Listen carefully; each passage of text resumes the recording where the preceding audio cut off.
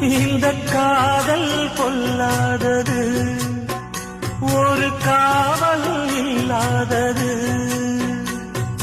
ஊதக்காத்தில் வஞ்சி மாது ஒத்தையிலே வாடும்போது போர்வை போல பொத்தி அணைப்பே.